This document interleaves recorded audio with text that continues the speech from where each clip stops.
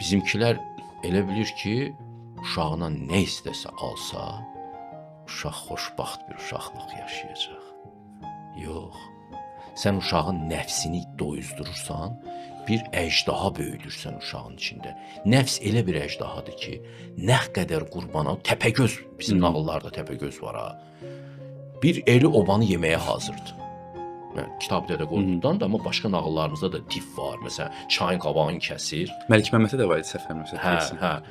Nə bilim, ona hər dəfə bir qız vermək lazımdır. Yeyir onları, nə bilim. Bu şeylər nəfsin simvoludur. Nə qədər sən bu divi yedizdirirsən, yedizdir, div olaraq qalacaq.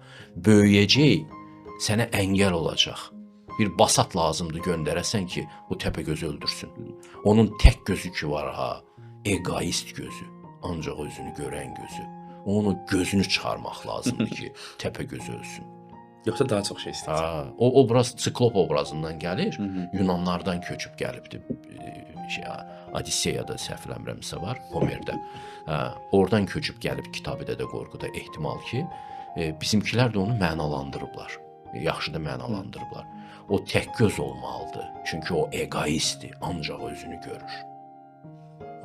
Onun gözünü dağ eləmək lazımdır ki, o bu fəaliyyətindən qurtarsın. Ona görə də uşağa yox deməyi də öyrənmək lazımdır. Nəyi, necə yox. Sən uşaqdan özünə sədaqətli, el üçün, oba üçün ləyaqətli bir evlad böyütmək istəyirsənsə, sən gərək uşağa ləyaqət öyrədəsən.